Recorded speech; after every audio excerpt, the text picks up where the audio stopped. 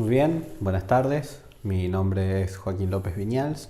Soy becario doctoral de CONICET, aquí en la provincia de Catamarca, en la unidad de doble dependencia Sitka-UNCA.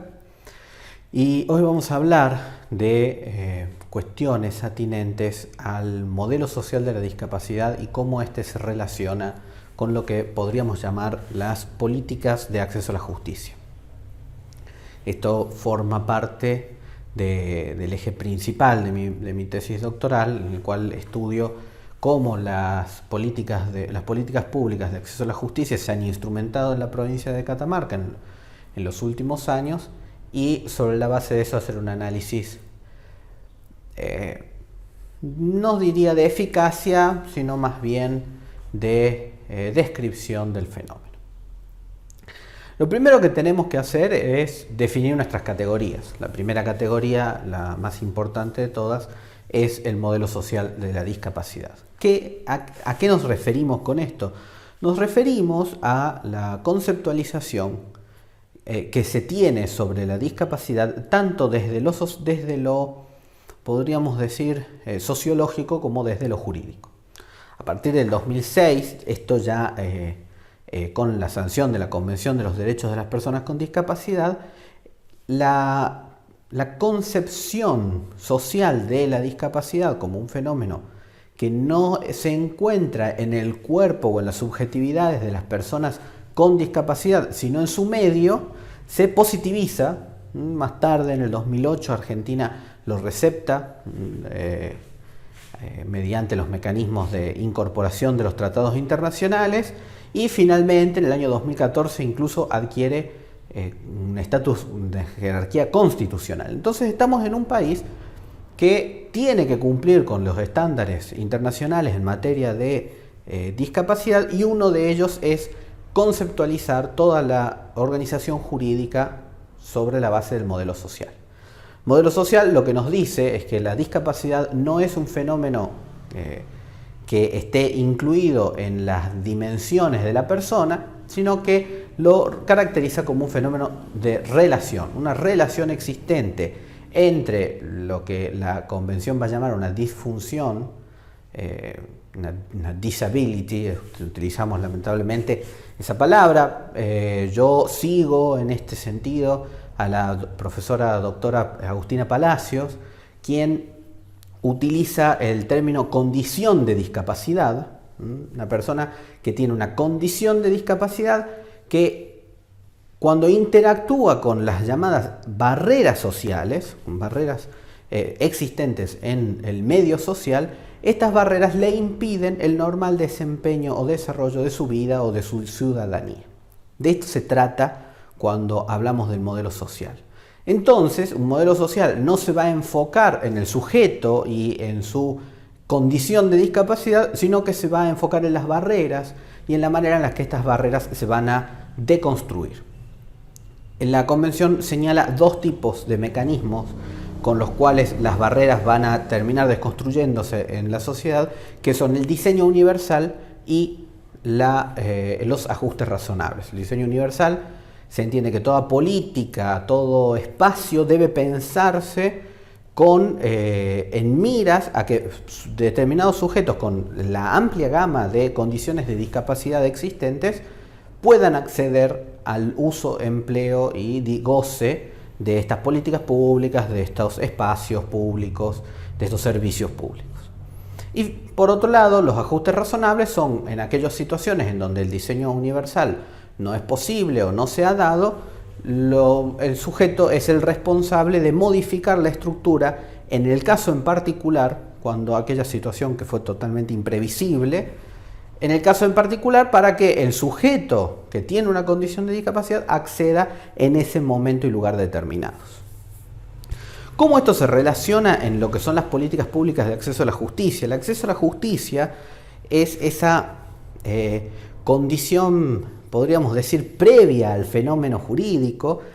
En realidad es algo gracioso lo que pasa. Por un lado tenemos el desarrollo de todo lo jurídico, de todas las normas y el sistema normativo, y por otro lado tenemos una realidad en la cual dichos mecanismos no se aplican. Entonces esa manera en la cual nosotros mejoramos lo que podríamos llamar la eficacia es el acceso a la justicia, ¿no?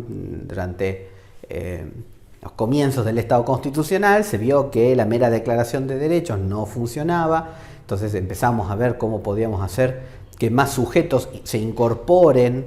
Había una gran preocupación allá por 1700, principios de 1800, por la vulnerabilidad socioeconómica, ¿no? Sujetos que tenían bajos ingresos económicos tenían una mayor vulnerabilidad en los derechos, entonces aparecieron como una de las primeras políticas públicas de acceso a la justicia las defensorías públicas, las defensorías oficiales.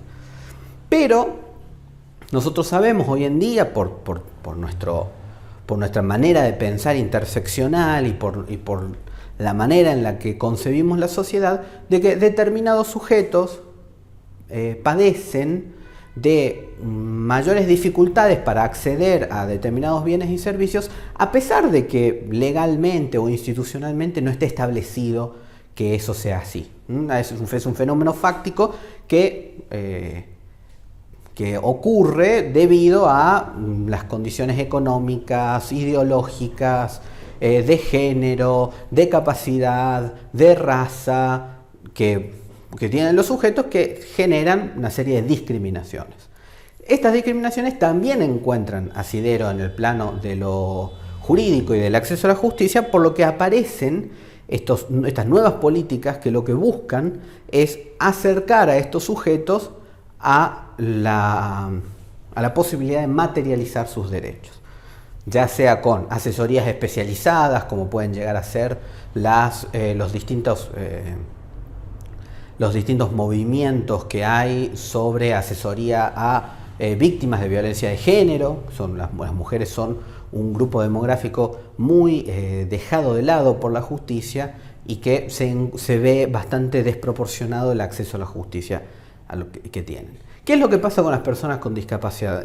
Con personas con discapacidad aparece como principal política pública y como principal mecanismo lo que se conoce como los ajustes procesales. Los ajustes procesales son decisiones tomadas por los juzgados para modificar determinadas estructuras que, sobre todo quienes no están en el derecho, pueden llegar a concebir como inamovibles, como sumamente rígidas, modificarlas para que la persona con discapacidad acceda a ellas de manera efectiva. Se ha visto una gran corriente de pensamiento a partir del caso Adair de la Corte Constitucional de México.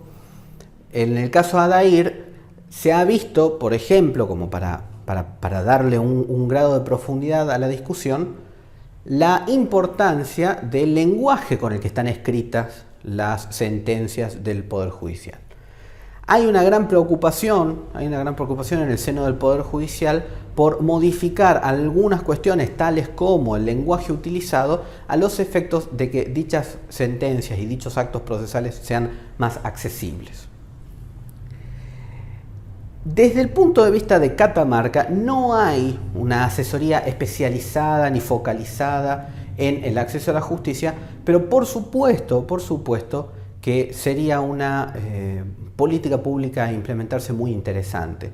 Actualmente, el año pasado durante el año 2020, se aprueba la ley de la creación del órgano de revisión de la Ley de Salud Mental, un órgano fundamental para lograr el acceso a la justicia de personas con padecimiento en la salud mental, pero todavía no ha sido reglamentada. Cuando tengamos la reglamentación vamos a saber bien cuáles son los límites y cómo esto va a articularse en materia de acceso a la justicia.